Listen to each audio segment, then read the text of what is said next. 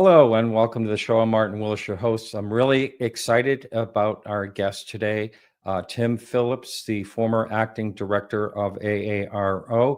He was there about 10 months and got a lot of questions for him. He has an amazing background, and I'm really, like I said, I'm really excited. And hopefully I'll ask some of the questions that you out there have been thinking of when it comes to AARO. And so our blog this week is the case of, Piero. For it's an Italian name. Okay, so just check it out over at podcastufo.com. The last name is Freda. This was a case, a UFO case back sometime in the 1970s. Check that out. Next week we have Ella LeBain on, and this coming Friday at 6 p.m. Eastern, Nick Pope is on our Friday night show. So I am bringing in our guest right now. Welcome, Tim. Good morning.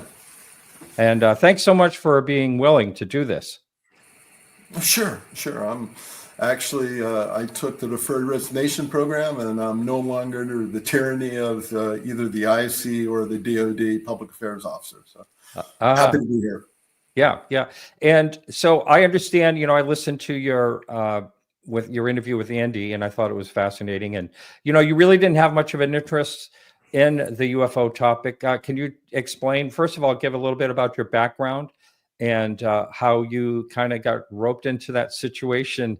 And then we'll talk about, from there, what happened. Sure. I'm a kid from Tucson, Arizona.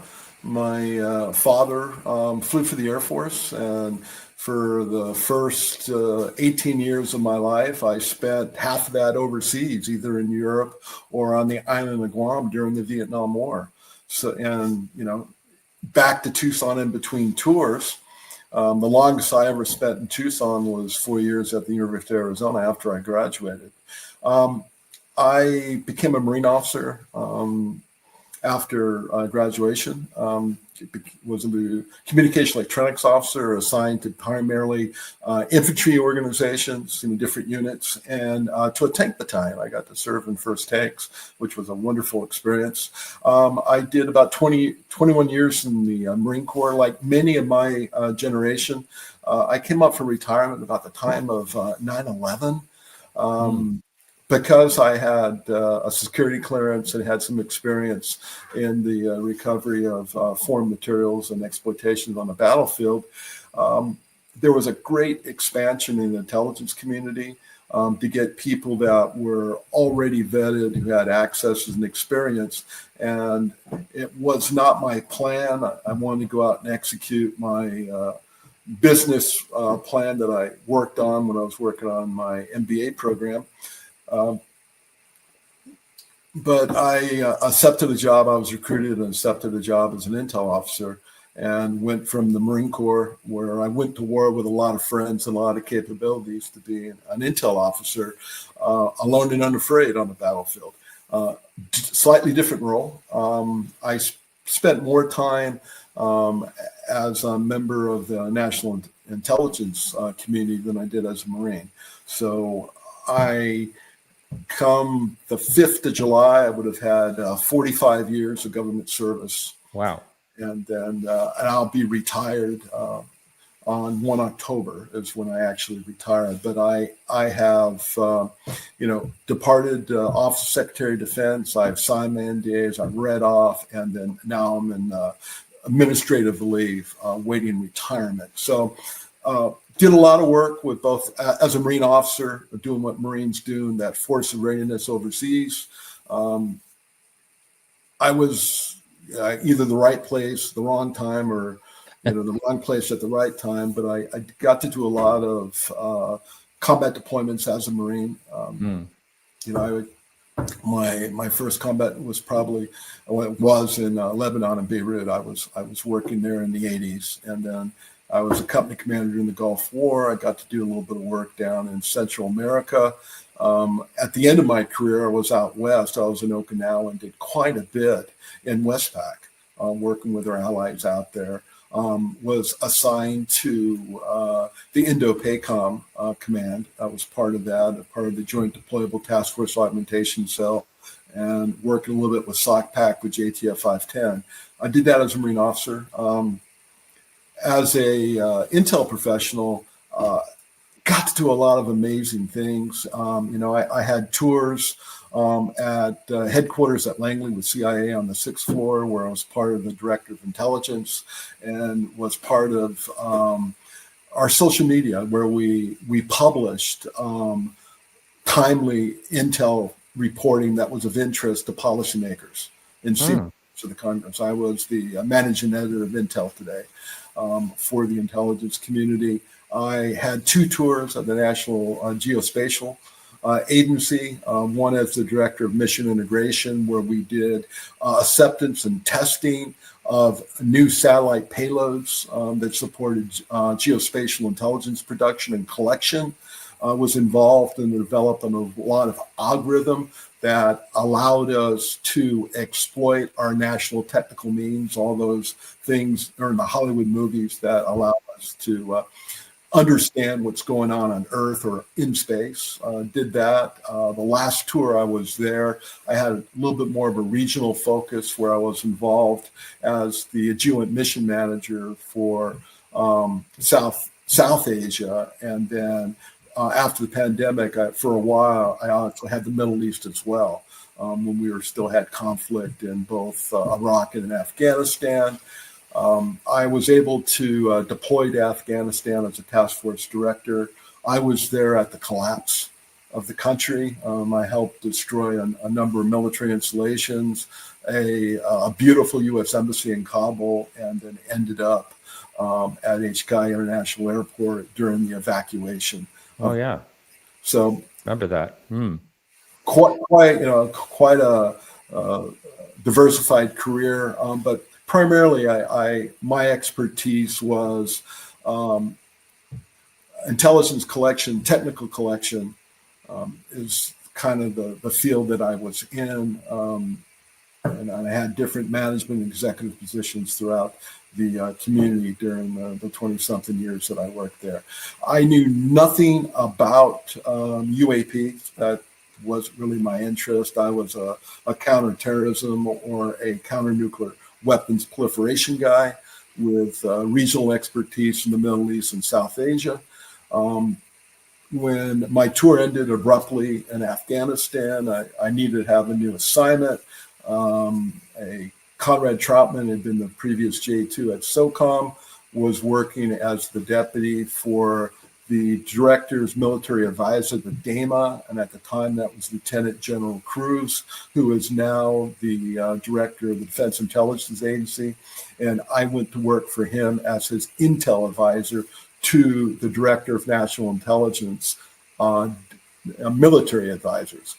So wow. That's the role I had. And General Cruz came to my office one day, shut down and shut the door, and asked me to consider an assignment with this thing called AARO. I knew nothing about AARO. It wasn't on my radar screen. But they wanted a seasoned intel professional to be over there to serve as the deputy to Dr. Sean Kilpatrick, who was the director.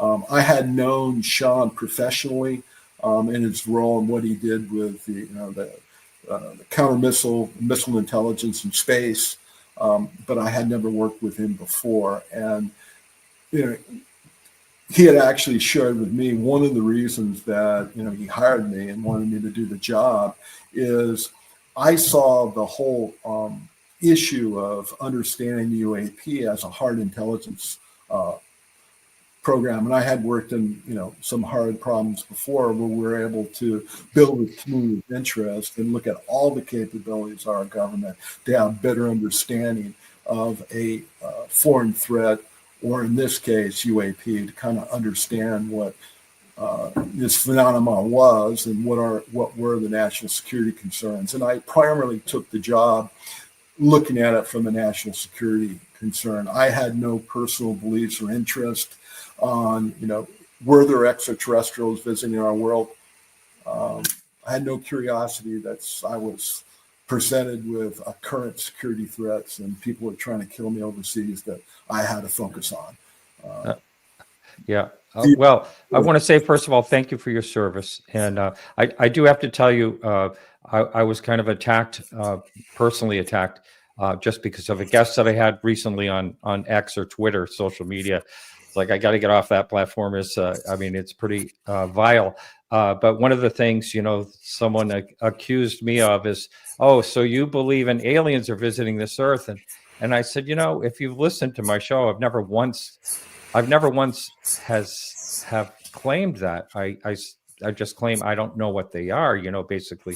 But I mean, so I'm sure, with all that you've done, when you took over this role, that you see all kinds of, comments from the public out there. And, there were a lot of people that in the UFO community that were very disheartened by some of, Sean Kirkpatrick's claims. And I'm not here to disparage him. But I did want to make a couple of points as we go along here.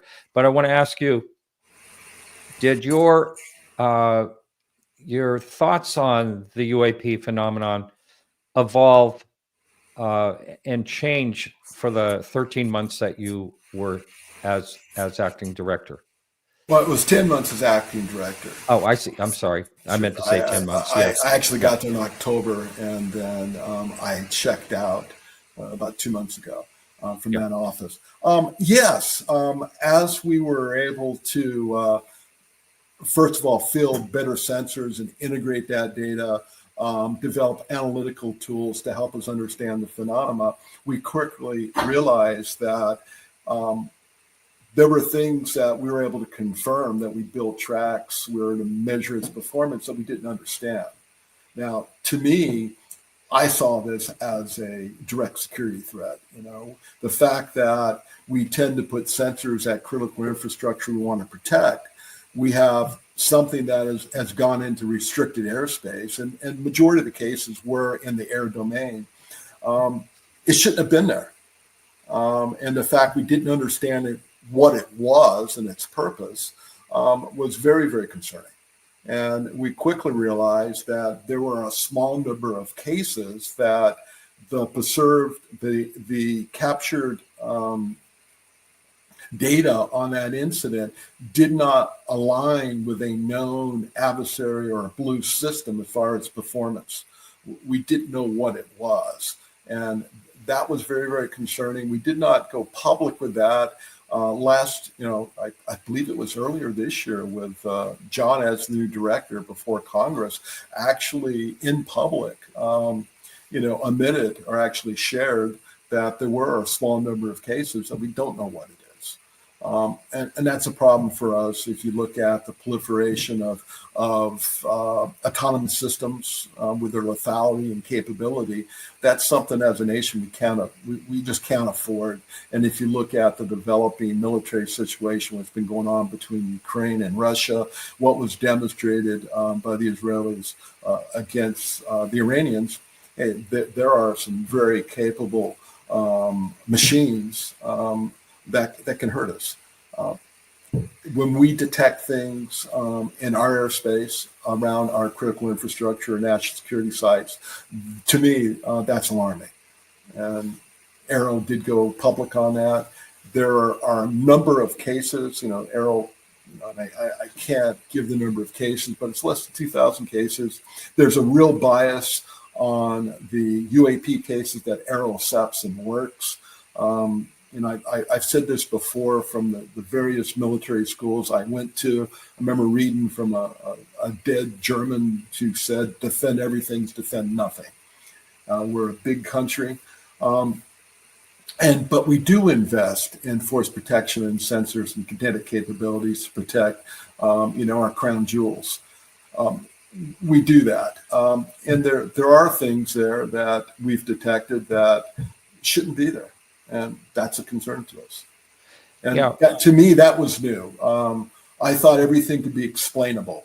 And what we did find as our sensor and our processing and our understanding improved, there is a lot of aerial trash out there. There's a lot of crap that has always been there, but we never had the sensor fidelity to understand it.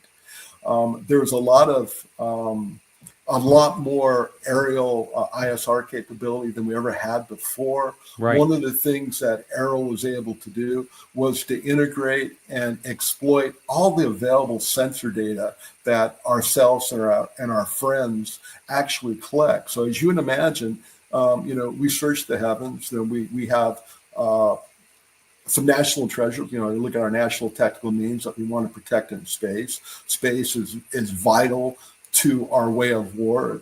You want to protect our center of gravity. It's always, as a Marine, you always want to control the key terrain. Space is key terrain, and you want to be able to observe and detect threats so you can deal with them. So as you can imagine, we do watch space very, very closely. Here in domestically, internationally, we have a lot of air surveillance capabilities. We have terminal control for aircraft. We're looking for aerial threats, and the same thing in the maritime domain. There's a huge investment, and there's some incredible next generation digital weather radar that we can leverage. There's door cams, there's video capabilities. What AARO is able to do is leverage its Title 10 DoD and its Title 50, its national intel authorities, to take all of that available sensor data, along with systems that we have developed and fielded with both active and passive means, to try to, when there is a UAP incident, to use all available data to try to construct a track so we can understand the behavior. How did it enter? Where did it go? What was it looking at? And AARO was able to do that, and AARO had the positional authority. The director of AARO reports to, is a direct report to the Deputy Secretary of Defense, and the second line of control we report to is a report to the Principal Deputy Director of National Intelligence. So we go up through the intel channels and DoD channels, and you have that position where it's positional authority. AARO is an Office of Secretary of Defense office. And that's where we sit, and administratively, we are supported by the Undersecretary of Intelligence and Security. That was by design and the wisdom of Congress when they put it in the National Defense Authorization Act back in 22 that established AARO.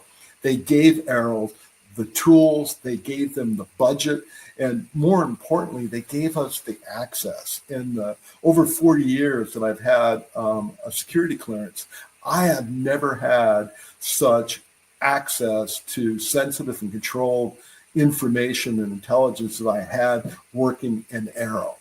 So, with confidence, I can tell you that we have the cooperation of industry with all of the various departments in the U.S. government and the intelligence community.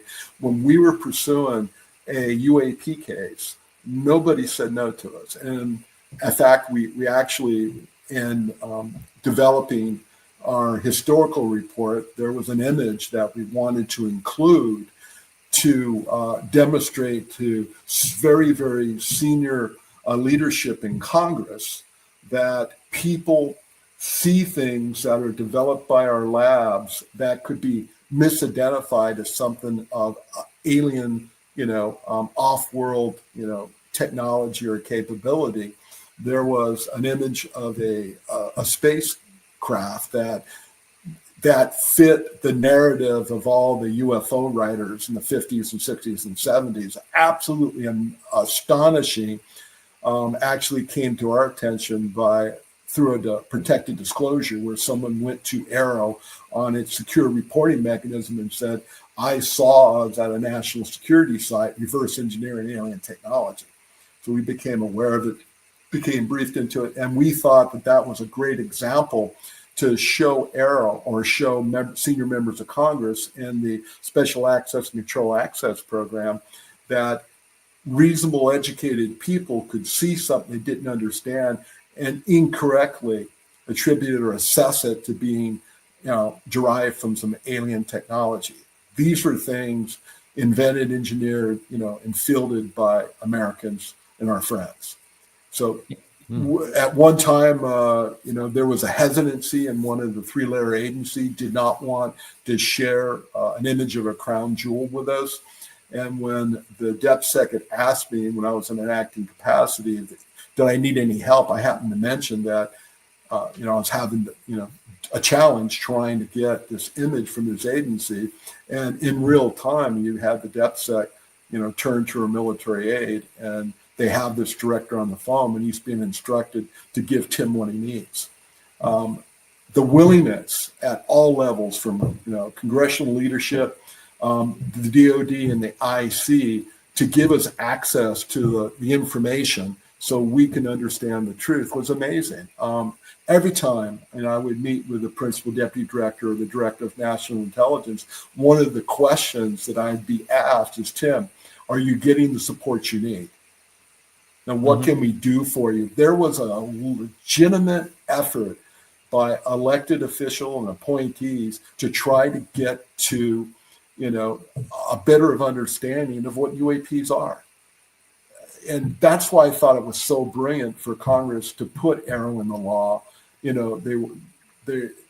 They gave us the resources that we needed to do our job. Now, there was a lot of criticism, especially, Sean was a lightning rod of criticism, because our report, when we published the historical report, we did not confirm, a lot of beliefs of UAP enthusiasts. And that wasn't our job. Our job was to publish our findings, with the evidence that we were able to collect. And it's very, very hard to prove a negative, but there was an open, transparent attempt by your government to get to the bottom of what this UAP stuff. For 70 years, our country has struggled with this. There's been various limited attempts to understand it, but the creation of an office that worked for cabinet secretaries, that was given access to the most sensitive information our government has, with ability to do independent, investigation and research, with access to academia, into the universities, into our defense research partners, in the intelligence labs, analytical centers, was unprecedented. There's never been an attempt by our country and an investment and empowerment of a staff to go after UAPs and understand the phenomena. And one of the things I was embarrassed at is we're spending all this money, we're consuming all this time, and we weren't finding aliens. Now, we discovered things that we were able to assess to be new adversary capability and technology. We were able to find limitations in some of our advanced weapon systems that was either a configuration, a pilot training issue, or engineering issue that wasn't resolved, that gave us a false understanding of that sensor's data. And there were things that we had actually went up to oversight, and AARO reported to 12 committees that were responsible for oversight at Congress. There were things that we reported in our initial findings that, we thought there was a unidentified high-performance stealth aircraft that we could not attribute it to a known capability operating in U.S. airspace. That's what our initial assessment was, based off the preliminary understanding of the data and the reports from the highly trained aviators that detected this aircraft. Later on, we were able to understand that's not what happened. It was interesting when we brought in the engineers, we brought in the aviators working together. Now, we never got to a consensus whether it was a deficiency in training and the way the pilots configured the sensor, or a bug in the machine on how it processed its information. But it wasn't an advanced stealth aircraft. It was actually a FedEx plane on approach to Sky Harbor Airport, almost 60 miles away. So yeah, I know there's a lot of them that have been explained. I understand that, but there's a lot that are really curious. I mean, what are your thoughts in general on the 2004, Nimitz so-called Tic Tac encounters where, supposedly 28,000 miles an hour recorded on radar for the drop down from, down to the sea and all that. And David Praver's testimony, in front of Congress under oath. So in particular, before you answer that, I did want to actually tell you a situation. And that is, I watched a live stream last year, I believe it was last year, where Sean Kirkpatrick was addressing an audience, and there was a journalist up front. The journalist raised her hand when he was done and said, well, what about the Nimitz case in 2004? Are you going to look into that? And Sean answered, it upset me, and that's why I'm telling you. Sean answered that, no, the public has all the information there is on that. All you have to do is look on YouTube.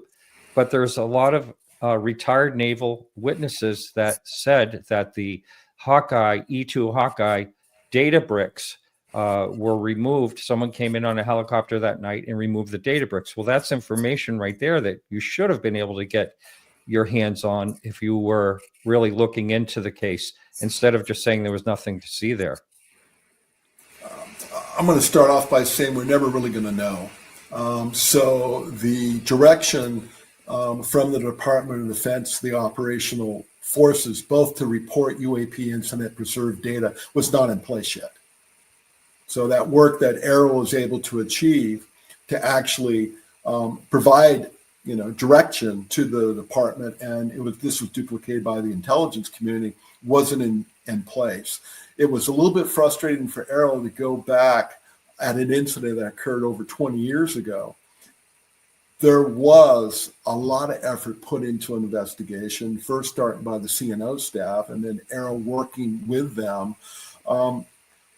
We were starting to get new information, and I had mentioned on another show that our chief technology officer was actually at a cocktail party in Old Town Alexandria and met with a former director of DARPA, and they talked about the Nimitz case. And he had mentioned during that workup of the Nimitz Carrier Battle Group, they were out there in support of a handheld ISR system that was still a dark program that was being protected, that the vast majority of people who were out there for that deployment workup were not aware of.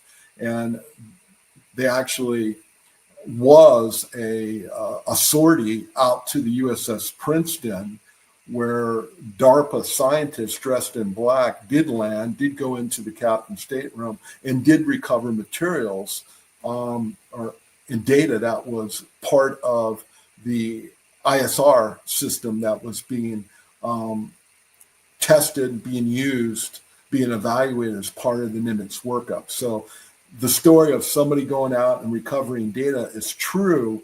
I do not recall anything from the Hawkeye data. I know that there was data off the Princeton and the ISR system. I believe that was called the WASP, was the system that DARPA did recover, and that was witnessed. Third Fleet staff was out there for that exercise, and they realized there was some unusual stuff going on. The fact that they had a halt training and they had a sortie aircraft to go out and investigate something they didn't understand that was showing up on the radar plot was off the Spy 1B radar off the Princeton as something unusual. They realized at the time there were some anomalies. So the Third Fleet staff actually directed that data be recovered. Those data bricks with the radar plots was recovered, flown back to Third Fleet headquarters in San Diego, and then subsequently transported to Dahlgren, Virginia, where they have the labs do the exploitation. There were 2 physical searches that occurred, us trying to find that data, and the CNO staff trying to find that data. We couldn't find it. Another frustrating thing is when we would have stories from witnesses, we wanted to go back into the journals. At this time, I launched this Nav Bureau aircraft, all the facts of what happened operationally. When we looked for the journals and the flight, we could not find them in the archives.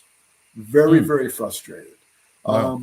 Now, we did assess that the F-18s at altitude probably could not detect this DARPA ISR system that was being used in the workup at altitude because it cluttered down at the wave tops. However, the Princeton could probably detect that with their Spy 1B radar. But we don't know because we don't have the data. And there was a lot of time, a lot of effort, to scour the archives, to interview people, to try to have an understanding of what occurred, but we're never going to know. The public became aware of the incident because there was, imagery that was leaked to the public. A lot of the stuff that we evaluated was what the public had. It was out there on the web, but we didn't have the metadata and the raw data coming off the sensors to do a scientific examination to understand the phenomena. But the fact that we had that failure at that time led to the, I think contributed to Congress's concern, especially as we had, critical people that testified before Congress about the amazing things that they detected while performing their duties as naval aviators. We believe they saw something. We can't, with any scientific, data, understand what was observed because the data was lost. It just does not exist. And the cases that AARO did work, those are historical cases looking back. There were a lot of current UAP incidents at very sensitive places that really consumed the majority of AARO's time because part of AARO's, mission is to prevent operational and technological surprise. And there's a lot of things that AARO contributed to, with serialized intelligence production. It had nothing to do with aliens, but they were reported to AARO as a UAP incident. And as we were able to gather more data and information and work with the national labs, the IC analytics centers, and the service centers, we were able to develop new understanding of adversary capabilities and the development of new systems that were operational. That was reported as part of serial intelligence, and we're never going to be able to share that with the public because we don't want to give up, sources and methods, and we do not want to inform our friends that we understand their capabilities. There's national security concerns. John Kolosky, the current director, I believe it was in the winter, I think January of this year, when we were up on the Hill testifying both in the SCIF and then there was public testimony. He freely admitted to Congress and he disclosed, hey, there are cases we can't understand. There are critical people that reported the incident. We have data that confirms that there was something there. In some cases, we can measure the performance of whatever this object was. We had never done that before, but it's a small subset of the thousands of cases that AARO works.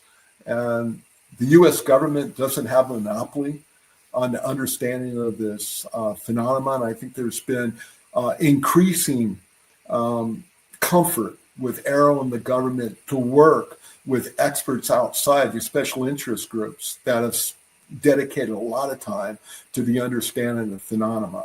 And I think it would be foolish for the government not to leverage, that expertise and their analysis. And we're trying to do that. I know that we wanted to follow up in some of NASA's suggestions that we actually have some science challenges and we take non-sensitive data of a case that we haven't solved and offer it up to those who are willing, to commit their resources and time to help understand what it is. Yeah, there's something up there we don't understand, and the government admits that. And I want to know because as an intel professional and as a retired Marine, look, we can't afford an unidentified object to operate in the waters, the airspace, around our critical infrastructure operational forces. The world is too dangerous of a place as we look at the rise of these brilliant machines that can do awful things to our infrastructure and our people. Right. We need to understand that. Yeah. Well, I want to thank you for clarifying that about the Nimitz because I was a bit upset about that because I didn't think that AARO looked into it at all. So I do appreciate AARO that. did, but AARO Yeah. was frustrated. It was a comedy of errors. If you really wanted to build a case that there was some cabal of people violating the laws and limited disclosure to Congress to hide the truth about what happened, everything that occurred and contributed to that. There was, I don't want to call it incompetence or just a bureaucracy that didn't understand the significance of what occurred during that workup, that pre-deployment workup. But the government didn't do a good job. We will admit that. AARO exists today partially because of that. And if we had a similar incident to what occurred today, the outcome would have been different. So one of the things we really wanted to push to the workforce, the federal workforce, is you're not going to lose your job or security clearance or sent to the shrink because you saw something that you couldn't understand. You reported it as a UAP incident. That stigma we wanted to remove. Right. I think we've got a long way to say it's your duty. It's part of your job to report those incidents. We look at it from a national security perspective, but we want to know. The government needs to understand. So I think we've had some breakthroughs there now, and there is some directives out there, in telling people how to report. There is a secure reporting mechanism where people can come to AARO, report, their first person observations. We'll conceal your identity. We'll take your statement, and then we'll use that as the basis to initiate an investigation to understand. AARO is on the cusp of having a public reporting mechanism. There's a real bias. If you look at the heat map or the UAP incidents, it kind of mirrors where DOD and the IC operates, because that's what we're protecting. What's the baseline at places that are not a vital, a security concern? What is the baseline? And that's some of the things that AARO was doing, working with the combatant commanders, working with the Department of Energy to get some of our Gremlin sensor suites out into the field to do a long-term surveillance and collection of data, to have a baseline and understand the pattern of life. Will there be transparency with that? Yes. One of the things that we try to do is make those collections at an unclassified level. Now, when you start aggregating different information feeds, the aggregation could sometimes reveal very sensitive information. So we will protect that at a higher classification level. But the AARO sensors themselves, what we're doing with our active radar and our hyperspectral sensors, that was unclassified. Now, did we leverage classified government means to supplement and augment that collection? Absolutely. We did that. So this is all fascinating to me, and thank you so much for all this information. But I want to run just a couple of things by you because it's non-military, and I've often wondered why the Air Force isn't more active in this type of, the Navy is, but the Air Force seems kind of quiet on this whole subject. But I digress by going there. But I wanted to tell you about a situation. And because it's someone that I totally believe that I've known for over 30 years. She is a friend, works at a auction gallery, and I'm in the auction, antique business. I have been forever. So I stopped in there one day, and she was looking online, something to do with my appraisal website. And she goes, "Oh my God, you do a podcast on UFOs. I have to tell you a story." So I said, "Okay, let's hear it." So this is in around, she said it was either 1977 or 1978. She was in Ipswich, Massachusetts, with her aunt and her mother. They were driving along like back roads, and they came to a field and they saw this huge, she said it had to be several hundred feet wide, black triangle with a light in the center, light on the corners, kind of drifting. And so, and then they stopped, they pulled over, and the thing, she got out of the car. She said that the thing glided. She goes, no sound at all. It glided and was right over their car. And she was, and her aunt was yelling at her, "Come, get back in the car, get back in the car." And so she just watched it, and she said, and then all of a sudden, without any noise or anything, it just shot off like a bullet and was gone. And so I just think that's an amazing case. Now, there's a lot of cases, because the reason I'm bringing this up is because if you say something to most people out there about these black triangles, oh, they're, their latest technology of our secret technology of our government. But with all that in mind, the no sonic boom, the no noise at all, actually, I believe she said there was like an absence of sound. This thing moving and then just shooting off like that. What are your, I know this is anecdotal. I understand that. But I believe this woman, there's no reason why she would ever make this up. When you hear cases like that, what's the first thing that comes to mind? It's very similar to some of the incidents that reported to AARO at National Security Site by Force Protection personnel. Very, very similar. The triangular shaped object. The fact that they were quiet, you didn't see normal aircraft control surfaces. Very similar. And those are some of the cases that we do not currently understand. We're working very hard to do so. I can relate to the experience that I had when I was a Marine in the 70s, or excuse me, back in the early 80s. I wasn't a Marine in the 70s, but back in the early 80s. And being out there in the Chaco Mountains by Yuma and, doing training and actually detecting F-117s before they were in the public. We saw this black airfoil, this aircraft that we had never seen before. When I was meeting with our Ministry of Defense partners over in the UK, they had showed me a report that they had worked on, similar to our historical report, and they attributed the vast majority of UFO cases in the 70s and 80s due to the detection of U.S. stealth and developmental aircraft that were observed by their citizens in their airspace. The flying wing, the triangles, that is a shape of something that has some inherent stealth characteristics.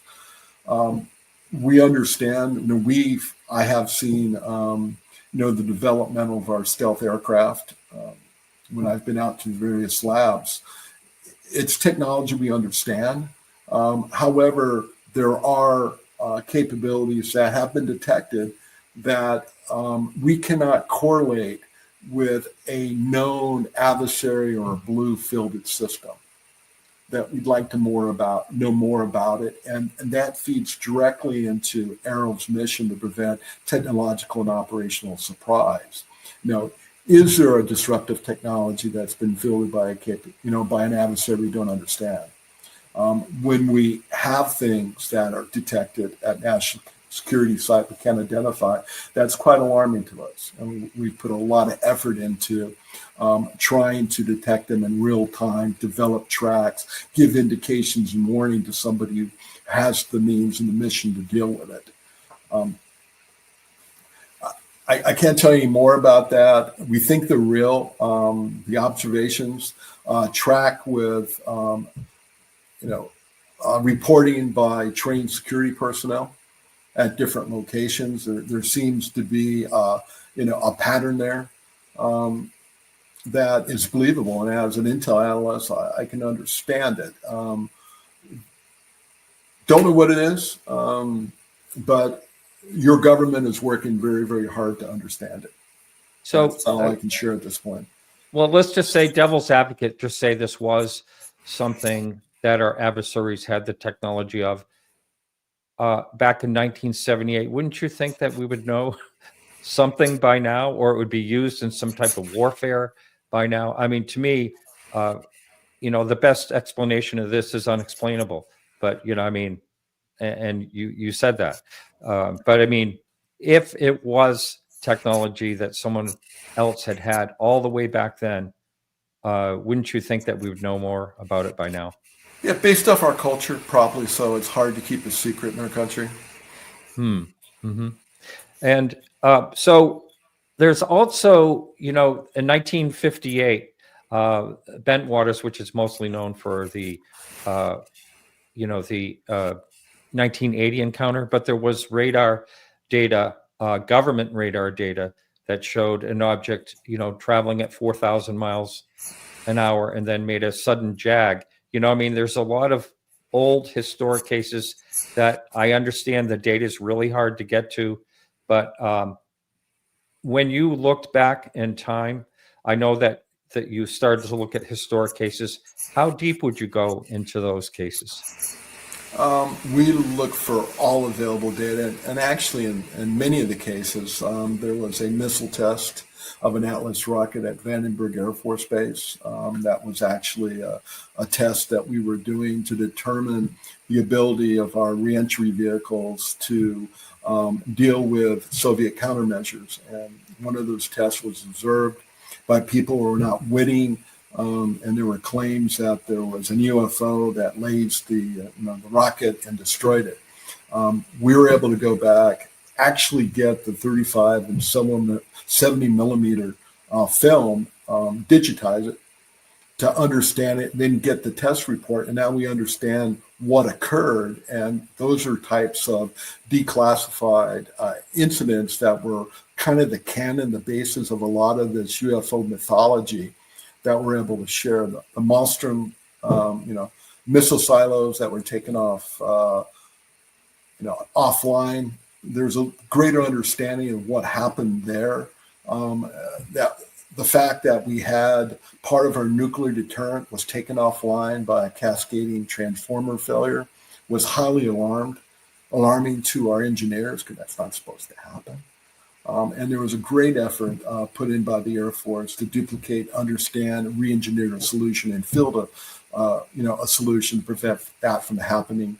While that was going on, there was also a lot of reports that we picked up about, alien spacecraft or UFOs being observed by security personnel. When we went into the records that existed, that we were able to recover, we didn't see evidence of that. But I mean, would there have been reporting of that to begin with? Well, of course. If you have a security force and they report something unusual, normally there's some type of mission log where that stuff, there's a chronicle of what occurred. That's just part of how the Defense Department and military organizations work. So when you listen to, I'm sure you looked into Robert Salas's, his report on what he saw, and the recent Wall Street Journal said that there was EMT tests going on, and Sure. he does not buy that at all. And there was a lot of cases where he was able to say why that was impossible that happened. But what are you saying when these cascading, I know they were independently controlled, that went offline, these 10 warheads, how could the cascading situation happen that you're talking about? What did you come up with in the conclusion of that? What we saw in the historical archives and the Air Force attempt to recreate and understand what happened is the missile silos were connected to the public power grid as primary power. They had a filtering, they had capacities that would ensure that any type of surge, and that was just saving taxpayers' money. They do have prime power, they do have their own generators to ensure they can work independently, but for normal operation, a lot of this infrastructure is connected to the normal power grid. So there was electrical disturbance, when I understand those engineering features failed, and they were able to disable a number of the actual missile silos. By design and the effort that our engineers put into effect to prevent that, we failed. That was not supposed to happen. And it did. And there was a lot of big effort by the Air Force to understand what happened and how to prevent it. So AARO was able to get into those archives with great cooperation from the Air Force to understand what happened, 50 years ago, and share that with American people. Once the next version, the appendix to the historical reports gets through the coordination effort to get that published. So that will be shared with the American people at some time. I'm not there now, but it does take, half a year or more to try to get those documents, transmitted to Congress and shared with the American people, just because of the coordination that has to be done to ensure that, we do not, compromise, any sensitive programs or classified programs out there. There's a very formal bureaucratic process to ensure that we don't make mistakes like that. So according to the Wall Street Journal, that AARO uncovered that there was a terrestrial explanation involving the EMP generator. Do you still stand by that there was I have no firsthand. I'm not privy to the EMP stuff. AARO may have discovered that. As serving as a deputy director, we provided independence, to both our analysts and to our scientists, to let them in 2 independent tracks, go up and research and come up with an assessment of what they thought occurred. Then it would be briefed to leadership. So I didn't want to put my finger on the scale and get involved at that level. So intentionally, I let them do their jobs and then brief our, their findings, to us. And, as the deputy, I ensured that we complied with analytic standards and the science was peer reviewed and there wasn't political interference with their findings. I'm not privy that may have happened after I left, or it may even been going on when I was at AARO, but there's thousands of cases that we're working. And often on these cases, AARO will work with research labs all over the world, and we will actually give them data, and they will contribute to our understanding and our conclusions on how we publish, with the degree of confidence that we're able to assess in compliance with how we produce assessments for intelligence. Mm-hmm. AARO did that. The EMP, I would hope that we would have done that type of testing. I know I took classes in schools on how to protect our surveillance electronics gear from being destroyed by EMP from a nuclear blast. I hope they did that testing of our nuclear infrastructure. I personally have no knowledge of it. That was nothing that I was privy to at the time, and it wasn't hidden from me. I didn't get into the details. I allowed them to do their work and their job. I see. I know that there was, protection on the cables against an EMP, but blast. But okay, so moving on, I have to ask you, while you were there at AARO for the 10 months, is there a compelling case that you can talk about that you think, is just, that stood out to you?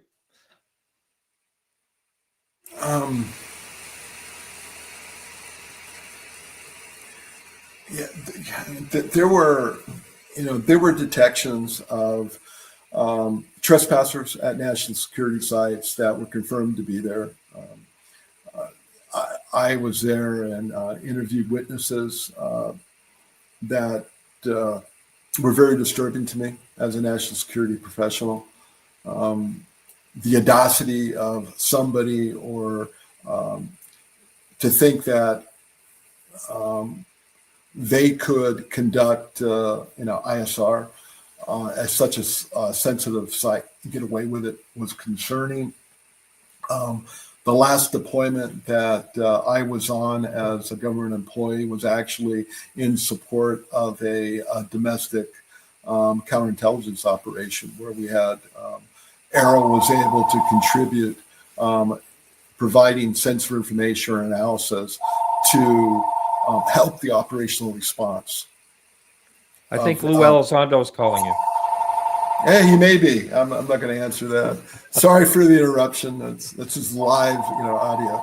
Yeah. Okay. All right.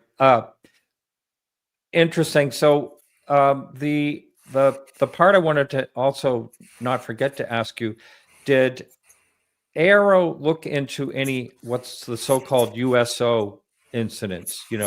Unidentified, things in the water, basically. Yes, we're the All-Domain Anomaly Resolution Office responsible for space, maritime, and the air domain. We did work with primarily Office of Naval Intelligence, and we did have our scientists deploy in support of understanding signatures that were detected in the maritime domain in places they shouldn't have been. Mm-hmm.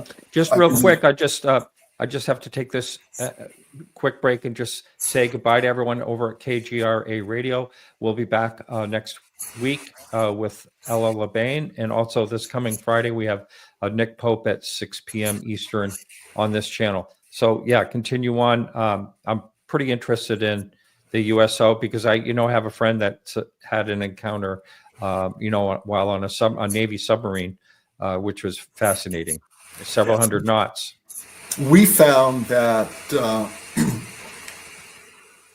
in the maritime environment, that they were just as compartmentalized as they were in space.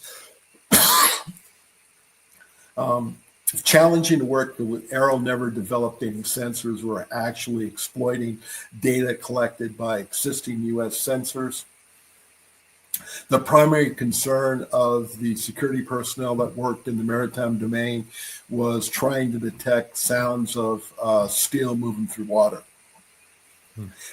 There were other signatures, other detections that were deemed not to be a threat that were never analyzed. That we did not know what they were. And I think that's probably a role for AARO. The same thing in space. So AARO was able to define a UAP in space, and working with the space community of interest, the Space Force and Spacecom, be able to take unattributed tracks, uncorrelated tracks, and be able to pass them to AARO and our scientists at mission operationally, relevant speeds, so we can take a look at that data that's been deemed not to be a threat and kind of understand the phenomena, and then go back and update the various databases so we have a better understanding of things right now that we don't invest in, we don't attempt to understand because it's been deemed not to be a threat. In both the maritime and in the space domain, AARO has a role, and AARO has, it's funded by Congress and has the ability to reach in to academia, to reach into the service and intel labs, and actually contract with expertise to be able to do some analytic do some analysis of that data that currently right now is not being exploited. Very, very immature. I'd like to give a shout out to Department of Homeland Security and Air and Maritime Operations Center. They have a superb set of sensors that are protecting our maritime approaches, avenues of approaches, our strategic ports. So they have sensors, they have cameras, they have radars, they have hydrophones that try to understand things that are approaching our country. We do have a great relationship with them to be able to share anomalies that have been detected by our sensors or our personnel or even the public, to get that to AARO so we can start understanding the phenomena and start developing sensors and invest in analysis to understand those cases. But I'll tell you, the least mature capability we have as a nation is in the maritime domain. And there are some amazing capabilities with uncrewed systems that operate in that domain that, you probably saw the manta ray UUV that, went public. There are some amazing things going on. And, I've read that we know less about, our oceans than we do in, the near space. So right. Yeah. Yeah, there's more we need to know.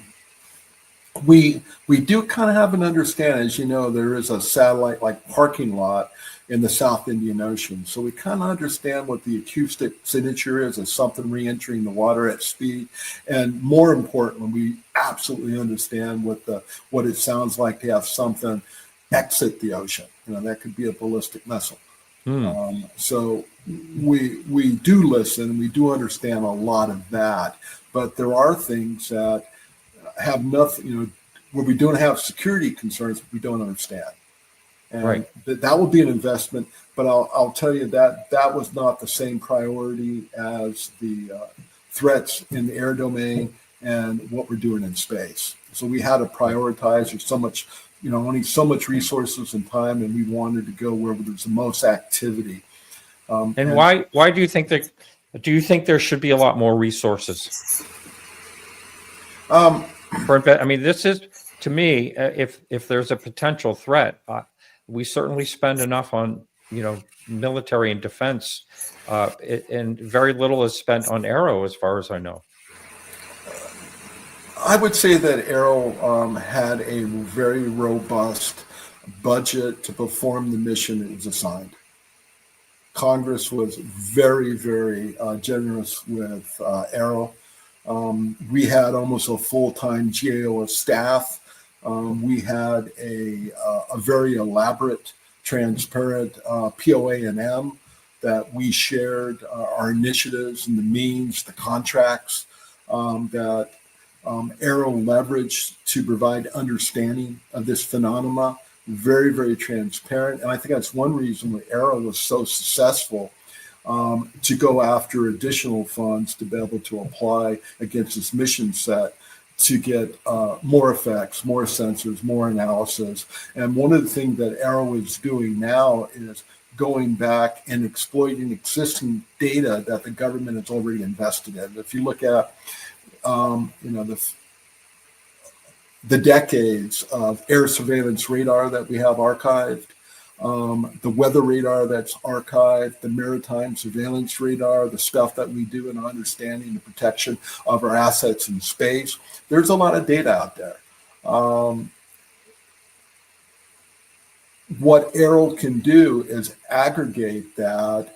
We can, we have partners with very, very robust computing and data storage and C2 capability to be able to aggregate that data, apply some algorithms and machine processing to try to detect UAP anomalies, both historically and in real time.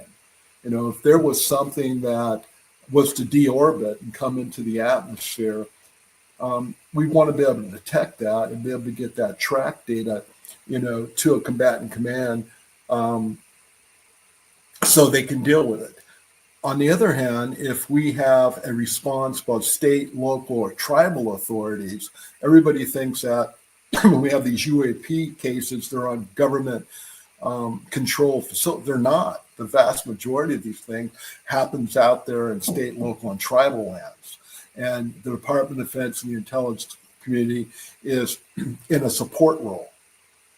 They're the primary. Now, we have certain expertise that we can bring.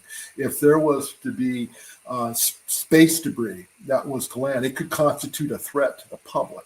And the Department of Defense, under the leadership here in the continental United States of Northern Command, has the expertise, to do support to domestic authorities to be able to protect the public, provide security, command and control, and logistics, try to understand what the material is. Now, the expectation is that material is going to be something we understand, or it's going to be a foreign system that we want to exploit. As we start doing that work and find out that we don't, there's no correlation, there's nothing here at this site that corresponds with something we know, AARO's going to be very, very interested. And it's going to be all a government effort to understand what that is. Mm-hmm. Mm-hmm. As I had said before, it's going to take us a team to kind of understand this, and it's going to go, reaching into, the academic world, the scientists' expertise. There's a lot of amazing, civilian contractors that have insights and tools that help us understand this, using all the capabilities of the government and the different secretariats, the different departments working together as a team. And that's one of the things that AARO can do, is build that community of interest. AARO itself, we only had 4 permanent civil servants position. Everybody assigned to the organization, we're able to recruit through a joint duty assignment or their augmentee or a detailee. They came in from different parts of the government. They came from the Department of Justice. They came from the Department of Energy. We had people from NASA. We had a lot of scientists, a lot of investigators. They came to us from across the government on 2- and 3-year assignments. Who became part of the AARO staff. And then AARO was able to contract work with the various national labs so we could even expand our network. The Gremlin system, that family of sensors of both active and passive sensors that AARO developed, that was done with Georgia Tech, working with their expertise. And they went out and said, what is the state of the art that exists, that's currently available. We had some issues in the pandemic with supply chain restrictions, but what type of sensors could AARO quickly acquire, network, together, build translators from the different data feeds, and build a common operational picture, and then C2 to be able to exploit the detections that AARO sensors were developed in real time back to analysts so we can understand the phenomena. Or if it wasn't evident to us, send it off to MIT or the Air Force Research Lab or Sandia, the Department of Energy Lab there in New Mexico, to say, what is this? Can you help us understand? And AARO was able to do that. We have that community of interest, and AARO was able to operate at any classification level necessary to both receive and exploit the data. Mm-hmm. You mentioned the Department of Energy, and that I have a clip here I'd like to play, and this is Jonathan Wigan. He was in the Marines, and in 1992 he was stationed in Peru, and it was called Operation Laser Strike. I believe it was 3 countries together were trying to control drug trafficking at that time. And he had an encounter. This is a 5-minute clip. I'm not sure if it's relevant, but there are things I just wanted you to see in it and get your opinion of him. He's only done 2, I will tell you this, he's only done 2 interviews since this happened, and he's very, very traumatized. And it took me over a year to get him to talk about this. And the bottom line is, I don't think he's BSing. This is something that he has a lot of distress over. And I'm going to run this clip right now.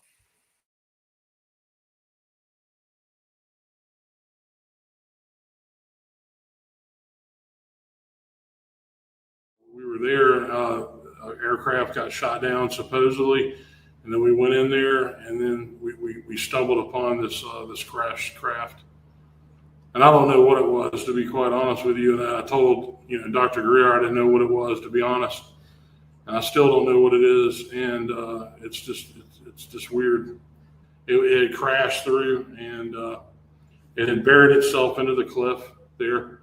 And I could see the rear of the craft, whatever it is, and it looked like that it had been hit by a surface-to-air missile. But anyway, I think somehow that there was at least 2 creatures that were inside of the, whatever you want to call it, the vehicle. And I guess I don't know, it could have been the damage from the crash, or it was the damage from the blast fragmentation warhead. But it was leaking, right? I would assume was the cockpit, and it was leaking, and it was coming out. I mean, it was all over the area. It got on my, my fatigues. I was in it, and so that's what happened there. But I don't know what it was. And it changed colors. Yeah, the craft itself was changing colors. Say like when you're out, the chemical rainbow, right? Mm-hmm. Essentially, like if you're out like scrubbing your car, and you have the Joy or whatever, It's kind of the sheen where it's the rainbow colors, and it was going back and forth. It was weird. And when you got it on you, did you feel any type of sensation or anything, like burning or anything like that? I can't remember, to be honest with you. I did lose all my hair, but I was so drenched with sweat, and I was so hot, and the whole situation the way it was. So, yeah. What was your fear level? To me, I think it was pretty. I was maximum. Yeah. I thought there were two creatures inside of the vehicle, or what I call creatures. I don't know what they are. You saw some part of. Yeah, one of the creatures was his arm and hand was hanging out. Hanging out. Did it come out? Was it hanging out when you walked up to it, or was it? Yeah, he was hanging out, probably dying. I don't know about the other pilot. I don't know what they were. But I do remember that you said you felt like you could. I know you well, said I think they were trying to project their thoughts into my mind, but like I said, I mean, from the traumatic experience, I just don't know at this point. Yeah, but when you think back on it, I try not to. Yeah, it seems to me if this ended up being like a recovery, which most likely it was, it seems like it would be a very tricky one if this thing was wedged away in this. Maybe. I mean, I don't. This is simply speculation on my part. Maybe they were not interested in the craft. Maybe they were interested in what was in it. When did the other people come into play? Did you climb back up on the ridge? Were you going back? Yeah, we were, and I don't know who these fellows were. If this is speculation on my part, but I think they were Department of Energy personnel that were there, privatized. And these guys that showed up, they kind of aggressively took over the entire situation, right? And they kind of handled you pretty rough. Oh yeah. I mean, I've done research, looking at films, trying to find something that would look even similar.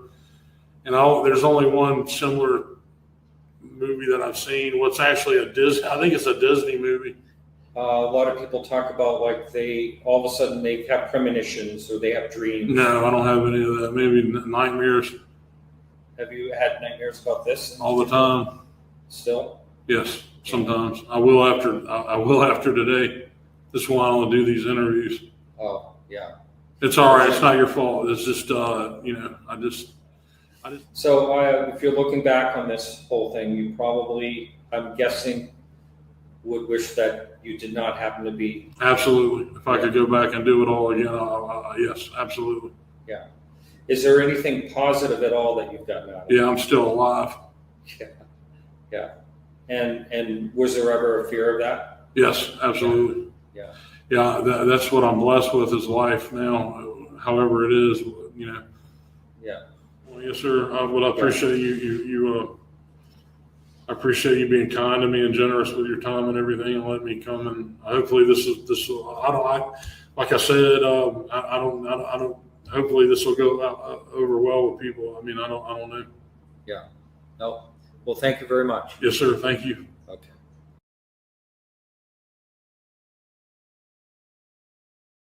Well, I just wanted to get he's a sincere person.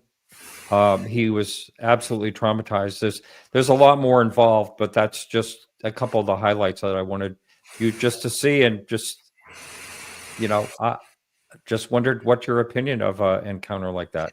And I thought it was interesting. He thought it might be Department of Energy. I had no idea what Mr. Wygant observed, what he saw out there in the jungles.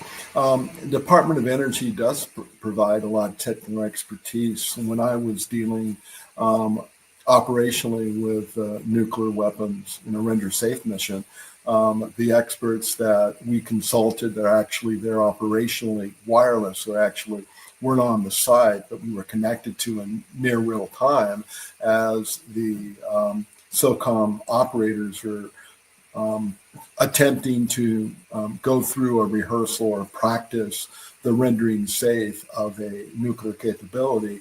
You're actually have discussions, and say, do I cut the red wire or the blue wire, with a Department of Energy nuclear weapons experts. So we do have people that are trained and do rehearse those missions. And the fact that you had a recovery effort like that, especially where there could be some type of dangerous payload on board, or that, any type of radiation was detected, I wouldn't be surprised if it was, some experts from the Department of Energy to help there, to consult and support that DoD mission, and assume it was DoD that was actually doing the exploitation on the ground. An incident like that is one reason why AARO exists today. If it happened back in '97, if that happened today, those military personnel are actually directed to report that and retain evidence. And that would be a case that AARO would work. I don't know what happened. He doesn't know what he saw. I'm not going to speculate on what he saw. It could have been a crash of some type. I wouldn't speculate and go off that said that, it had alien origins.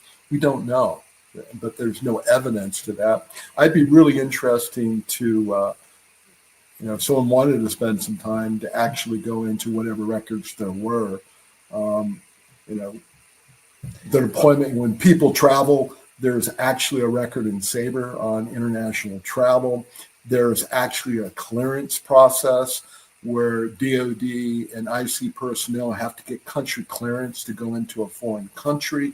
It's coordinated with, when people do things like that, there's a trail. There's evidence there that you can go in and track. And in the intel community, we do that all the time as we're trying to understand a network we want to take down. Those same tools, can be used to understand these UAP cases. Mm-hmm. That was in '97. I don't know if he had ever contacted AARO. I don't remember him. No, he's rather anti-government, and he wanted nothing to do with anything. When I mentioned that to him, and I just got to tell you, I had to. There was this information was given to David Grush, however you feel about him, and he supposedly looked into it through some friends that were connected and said, yes, this incident is recorded, but he didn't even care when I told him that. He said, who's David Grush? I don't even care. Just kind of leave me alone. Let me get back to my life. Sure. That's how he is. He's very traumatized by that. And that's common. I normally let our strat debriefers, our law enforcement, and our clan guys who actually did interviews with witnesses, or we had people referred to us by Congress. There was a legitimate fear by many of the witnesses to come forward and share their experiences with AARO. I remember one case where we had an individual that was referred by AARO that we never successfully interviewed because he was unwilling. He was paranoid about his physical safety. Originally I was going to bring him on an Air Force base to use facilities there to debrief him, and he absolutely refused to go on an Air Force installation. Wow. I really recommended, why don't we go down to Federal Building? The FBI field office will allow us use of their skiff. And I got a lecture on that. And then the last course of action I recommended is, why don't we go into a public casino, where there's cameras and security, and then I find out that, a number of individuals have been kidnapped or murdered in public locations like casinos, a public casino. So there's a legitimate fear by these individuals that actually believe that if they share their knowledge, that there's going to be a government agency that is going to want to, punish them, or in some cases, claims that they would be eliminated. We actually had people who claimed that they signed NDAs that if they were able to reveal, what they knew of their experiences, that they'd be subject to the death penalty. And no one ever showed us a document. Yeah, I was going to say, are you able to research documents like that? Oh, absolutely. And we can tell you that before the NDAs were standardized, there was a lot of creativity and initiative at the local level to come up with an NDA. And under Title 18, under the Espionage Act, the death penalty is a possibility if convicted of espionage. So the fears that these witnesses had are legitimate. I'm not going to question somebody's concern about their livelihood, to share something with us. There was legitimate concern by a lot of people. And there was also concerns by people who did not want to share information with us because they would be demonized by the UAP UFO community. In what way? Being attacked for what they believed or trying to hide, or if in many cases, and I've seen it, I don't follow social media. In our profession, we try to minimize our presence in social media. You're better off. But my kids did, and they would tell me all the hateful, disrespectful things that were being said out there in my professional capacity. People questioned my courage, my loyalty, my competence. But we had scientists that did some amazing work that were unwilling to be published, and put things in national journals because of scrutiny and criticism that they would see. Sean actually had people show up uninvited at his home. I heard that. That's awful. There Terrible. there were threats. There were a lot of uncharitable things said in social media, very hateful things, to the point where the Pentagon Protected Services, we concealed the identity of our employees, and the only two public officials we went public with was the director and the deputy director, myself, because of the scrutiny and the attacks that we got from the UFO UAP community. These are civil servants doing the best they could with the mission they were given. It just sets everything back when there's a fragment of the community that does something like this. You can see it in every aspect of our society today, when there's a faction of people that do something horrible, and then it kind of gives the whole community of whatever it is, a bad reputation. And once I heard that people were showing up at his house, it was like, I'm just disgusted in that. It doesn't help anyone. I don't want to get into politics, of course, but it's frustrating because it just sets the whole. Someone on the outside can point the finger there. Those crazy people, why believe anything they say or believe themselves, that type of thing. Anyway, I'm going off on that rant, but I just want to change gears a little and ask you, what role did congressional oversight play in shaping AARO's, activities? Was it without helpful the or interest, hindering? Actually, without Congress, AARO wouldn't exist. There was actually some members who were alarmed by the public disclosure and the sworn testimony of people who claimed they saw extraordinary things. And AARO was established to understand this phenomena. So we had great support from AARO, or not from AARO, from Congress. And we reported to 12 oversight committees. Now, was it comfortable for agencies, to have AARO, an outside organization, going through their archives and interviewing their personnel? No, it wasn't. But we were given, legitimacy, and we were given the authority to do that. And every time, either the deputy or an acting, director role, when we met with congressional oversight, or we met with the Senate confirmed officials that we worked for, there was always a willingness to intercede on our behalf to help us accomplish our mission. There was a sincere effort to understand and remove obstacles to our investigations and get to the truth. I hear the conspiracy theorists out there that we're doing a disinformation campaign. I'm working for CIA to conceal the truth about aliens. That's not true. That's in someone's novel or movie. These were civil servants given a mission and did the best they could to, base on the available evidence, what we could recover, the evidence that we could source to, try to understand UAP. Well, I can tell that, whenever there's a lack or a feeling of a lack of transparency, that's when the conspiracies start. And people were thinking at one time that there was, why are they not sharing anything with us? But I will tell you that I've heard from a number of people that say the website's really good. I haven't really actually opened it lately, but I think that there's going to be some improvements to the website. But the more transparent anyone is, the less conspiracies that people can cook up.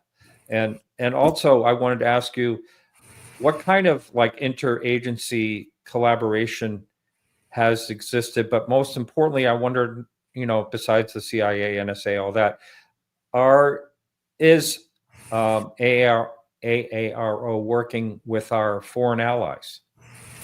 Yes, of course, because they have data, they report incidents, and we do. And you can imagine it's those who are in the NATO community or the Five Eyes community that are our closest. You probably know that I spoke, and I went to international conferences.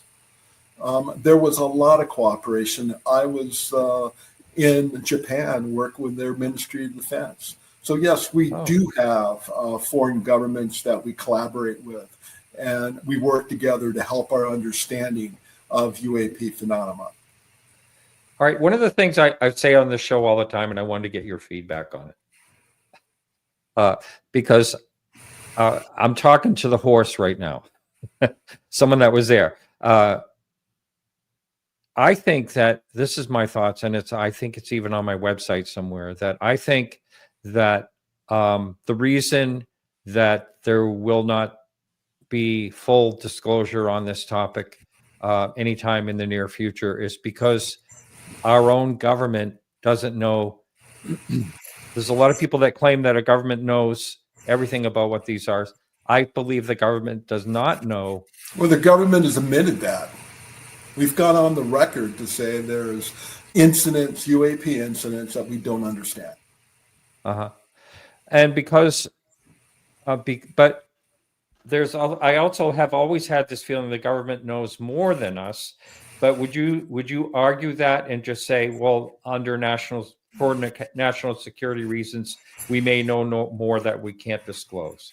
Is there any of that? We do know more as we research UAP cases.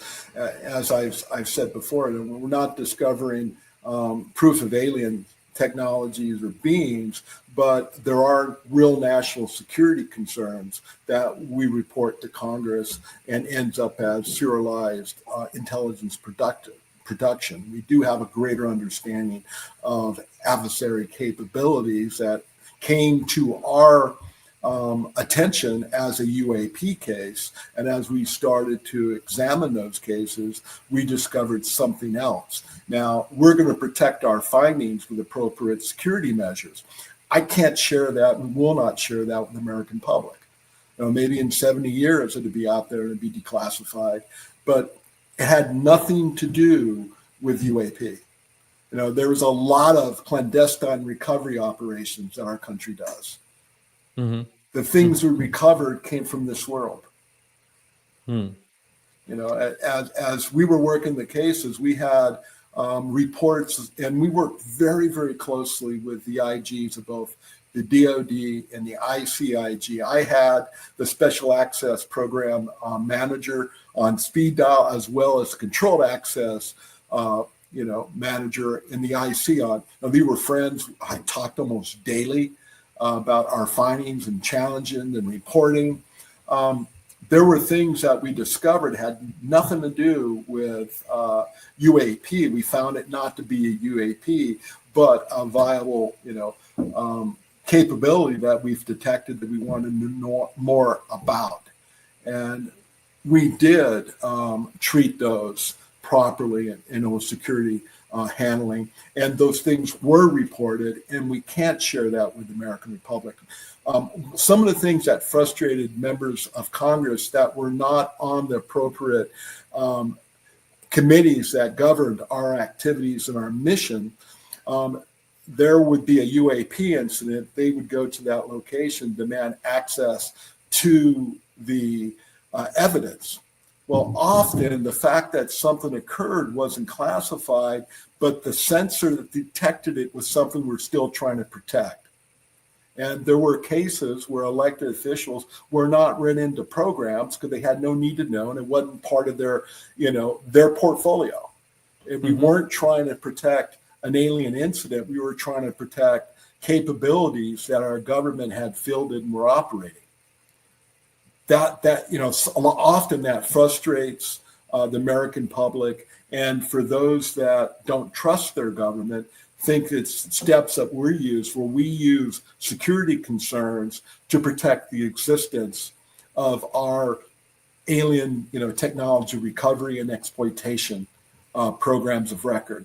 We searched extensively, trying to discover evidence of this. We did not find it. All right. Well, here's just you probably heard these two names before, Hal Puthoff and Eric Davis. They're both claiming that they 100% have knowledge that there's non-human intelligence, crash retrieval crash somewhere. And I think I've heard them say that they're put in private entities so they won't have any congressional oversight, that type of thing. If there was like a situation where, like, you call these people out, like, okay, here we're going to give you I don't know what type of status they would have to actually talk in a skiff or whatever it is. I mean, if these people can be believed, would they be taken serious? By an agency like yours? They followed best scientific practices. Okay. If they were willing to, first of all, most of them don't have firsthand evidence. They've got, a story that was shared with them. Often when these witnesses are before the cameras and they say things in public but not under oath, what they share in a skiff, under oath, is much different. When given the opportunity to actually meet with government investigators who are eager, to be able to discover that there has been a misappropriation or the misuse of, government funds, there are a lot of people that would love to get a presidential rank award for discovering a conspiracy that our government has, recovered and exploited alien technologies. When given the opportunity to provide evidence that AARO could use to open an investigation and create our own leads, we never found any credible evidence.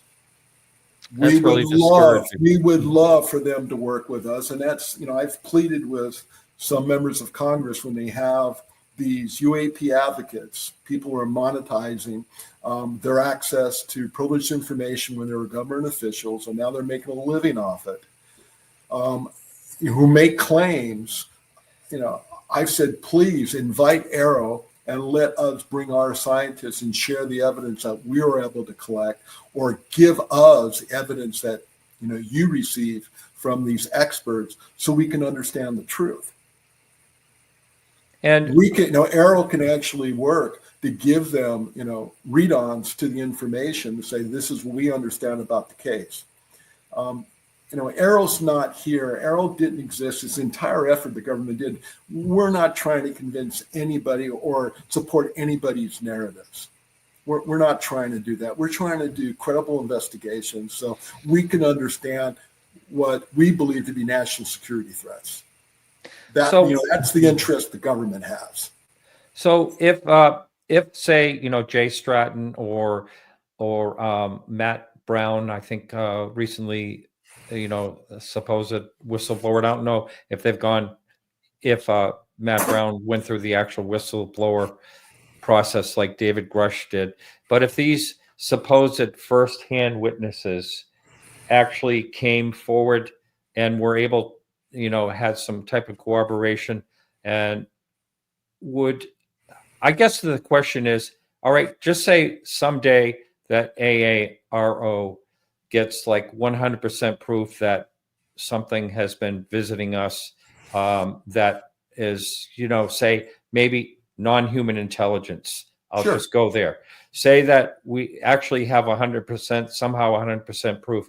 First of all, would AARO, in your opinion, be transparent? And secondly, how would that get out to the public so the public would actually believe it? Okay, so what we would do is we maintain operational security. We would report our findings to oversight, and through the dual IC and DoD chain of command, we would report those findings. The public disclosure would be something that would be determined at the secretariat level and would probably go to the White House. That's not AARO's role to determine if it's in the public interest for that to be disclosed. That's well above, their authorities. If we detected something supernatural, we were able to confirm, we had hard evidence, we would brief oversight, we would inform the executive branch, and then we would follow the guidance and direction that comes from, the IC and DoD leadership that we work for on how that information would be shared. And that would be done at the highest level. There would be a lot of coordination with the public affairs officers, the legal counsel working with the National Security Council on how that would be transmitted, to the public.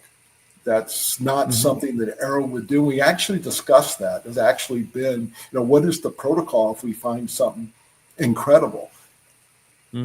First of all, we would report it. We would immediately report it, and there was a list of things that the Gang of Eight said you will within 48 hours report these things, and we did. We followed the law and we followed the guidance. The same thing with the Department of Defense. We're not going to tell Congress without going up to both the DoD and the IC chain of command to tell them what our findings are, because we are executive, branch employees.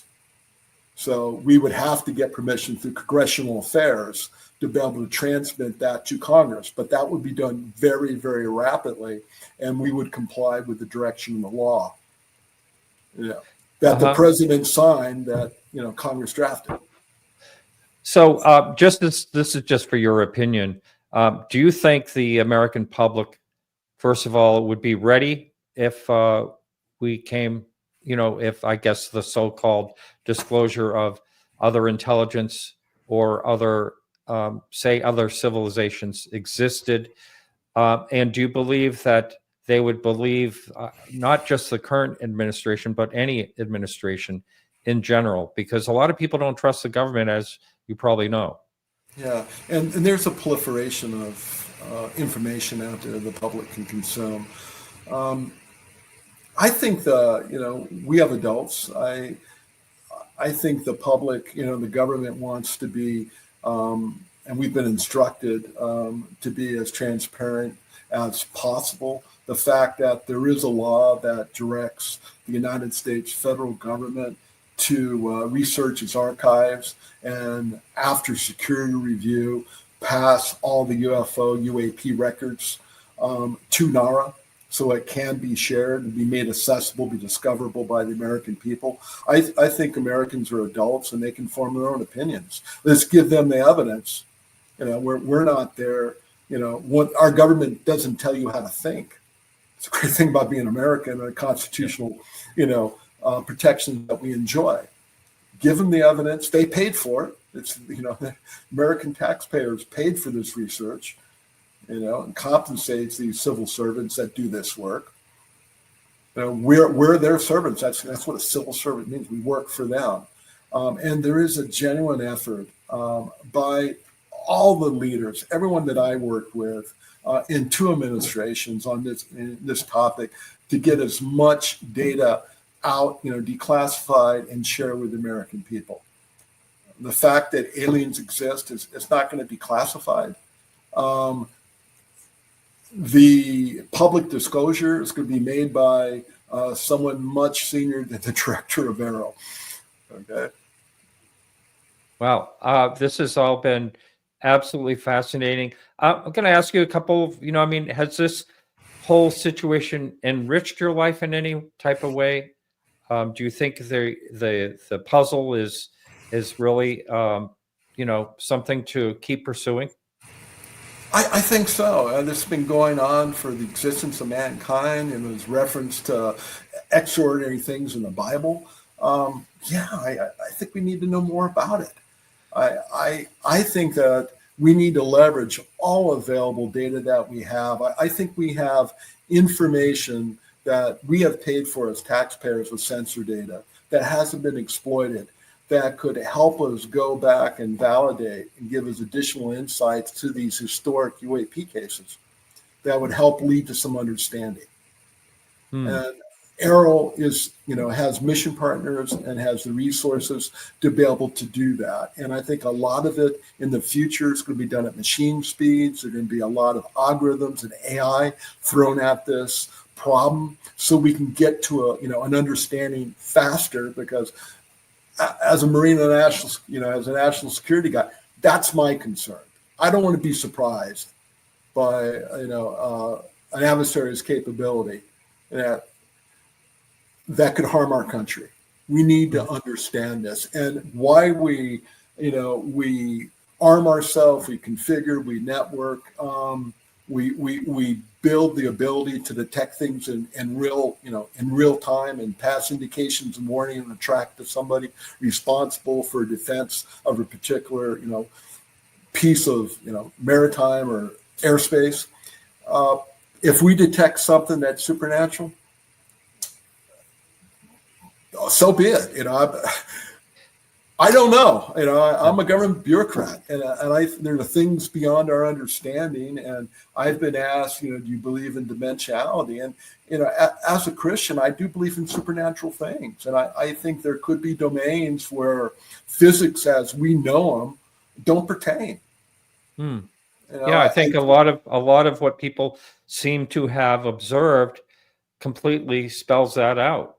Oh, absolutely. But I also, as a guy that used to be responsible for the testing and validation of ISR payloads in space, that environment is very, very hostile to biological life as we know it.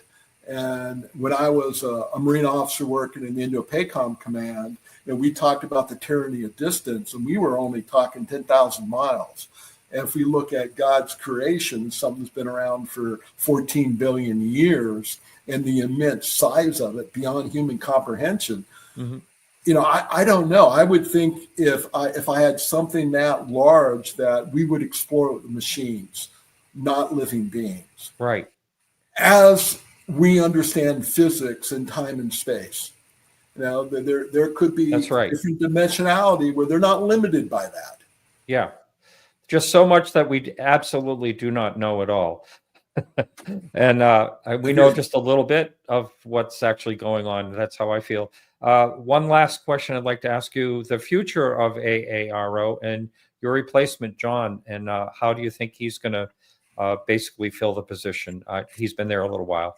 Well, we're actually trying to recruit my replacement as the deputy before I left, and decided to wait for the new administration and their cabinet secretaries to make that appointment and selection. I think they're going well. One of the mistakes I made when I was the acting director is I thought AARO shouldn't have existed. I thought it was a mission responsibility of the Department of Defense and the IC to do these assessments, to have these sensors, to understand the phenomena, because I wasn't looking for aliens. I'm looking for security concerns, things we don't understand, and then thought they should be doing this, through their normal funding. This is activity that's been detected. We don't understand. We need to understand it.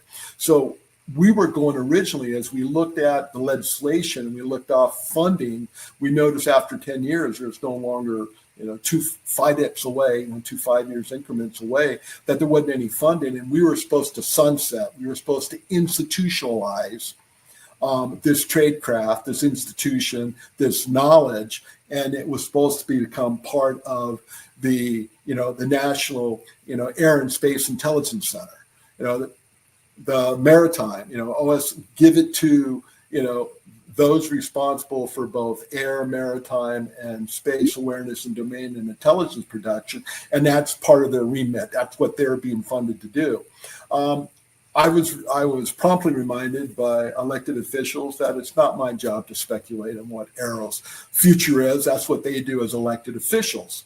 And, they're going to, pass the laws and continue to fund AARO. But I think AARO has proven its value, especially with understanding of, UAP, and probably important, looking for UAPs, we've detected UASs. AARO has developed a lot of tools that are being used by the Department of Defense and the IC to detect small flying objects. Hopefully in space, we're going to be able to contribute to the ability to sense and understand things in space, and also in the maritime environment. That building of that community of interest and the ability to reach well beyond both the IC and the Department of Defense, to go into the Department of Justice or into NOAA, or the Department of Energy, to be able to develop partnerships, okay, and get sensor data that we didn't pay for and we didn't invent, but repurpose it to our understanding and analysis of UAP incident. I think that's an important role that AARO served. And during the Langley UAS incident that occurred, in December a couple years ago, where we had a period of over a week where somebody was flying UASs into restricted airspaces and actually shut down operations at an air facility. AARO was brought in as part of a cross-functional team to try to understand what was going on.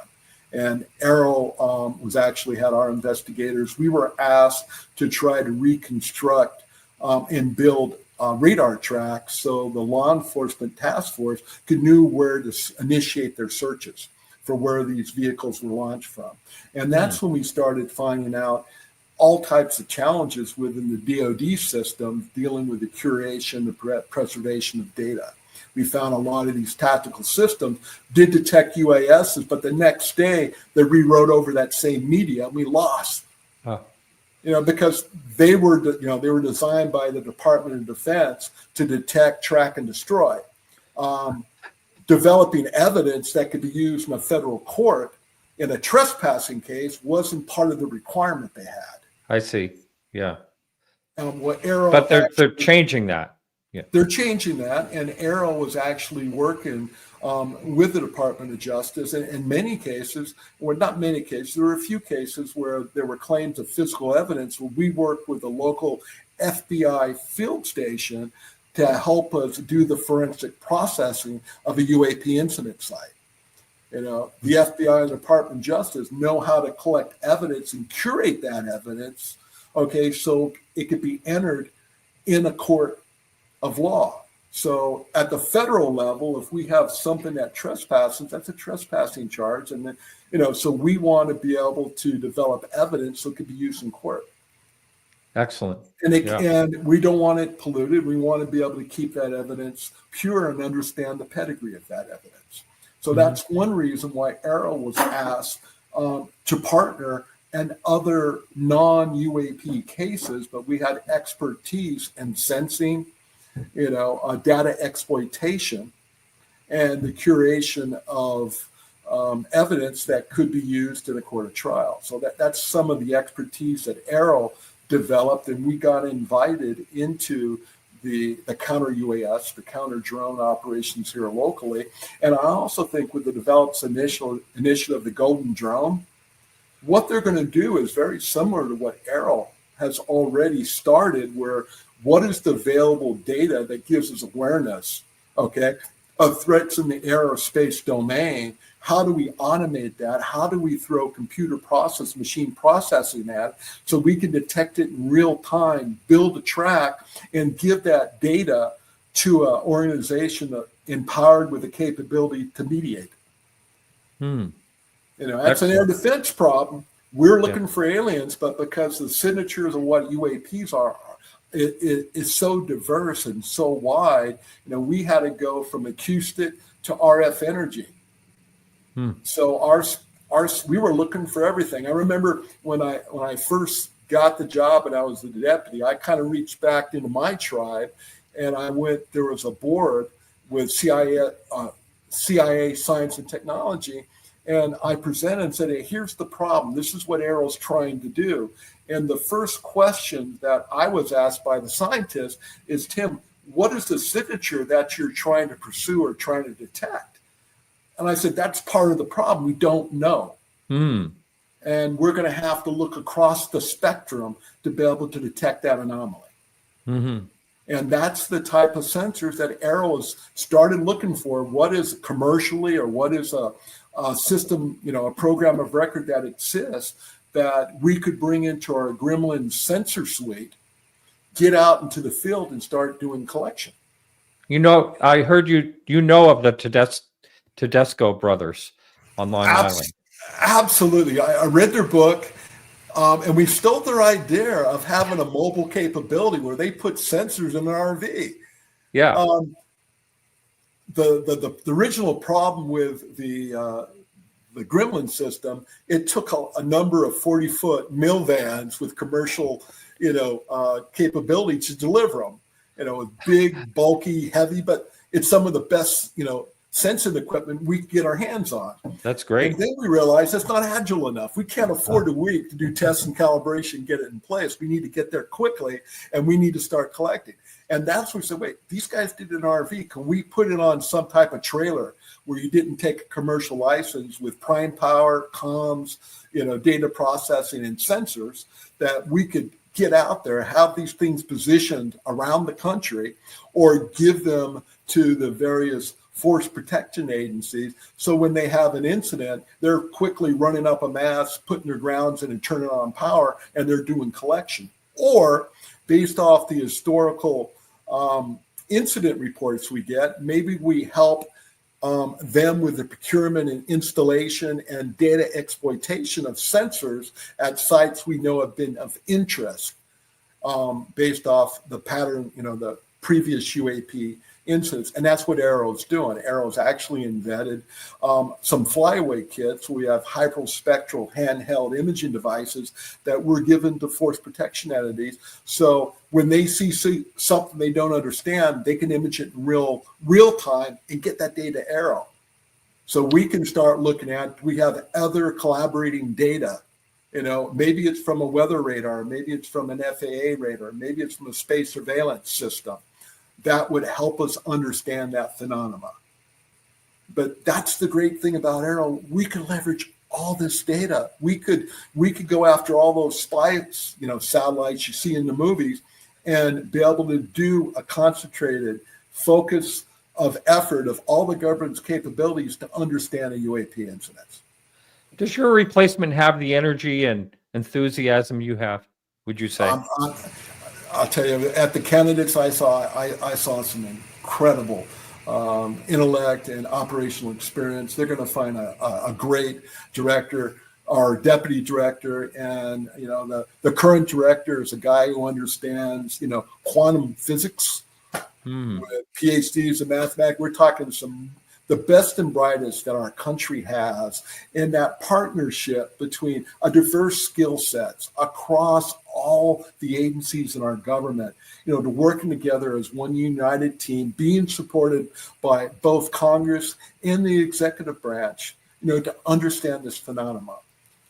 We're going to do great things together. We're going to learn more about it. And something that I'm sorry that I left when I did, but I thought there was so much potential with state, local, tribal law enforcement, reporting UAP incidents, providing them guidelines for best investigative practices to be able to report that to, say, the state fusion centers. The state fusion centers would share that with the Department of Homeland Security, maybe the Air and Operations Center, and we would have some type of fused network, this grid, that's be able to detect, report, and react to UAP incidents in near real time. It was frustrating for me as an operational and intelligence, matter expert to be reactive. That's not what I want to do. I want to ambush. Okay. I want to get my stuff and my people in place. So I'm there before they do. I want to outthink my adversaries. I want to get there before they do so I can exploit the situation and control it. We're moving in that direction. Excellent. Excellent. Well, this has been fascinating. And I thank you for your service, and I thank you for your input. I think this has been absolutely fantastic, and I've really enjoyed our conversation. Well, thank you for sharing this with the American public, and give me the time to appear here and have this discussion. It's an amazing world, and I want to know more about it. Yeah, absolutely. All right, everyone. So remember to keep your eyes to the sky. We'll be back this Friday, and every Friday at 6 p.m. and next week at 7 p.m. on Tuesday. Thanks a lot. Hey, Mark, out here. Right.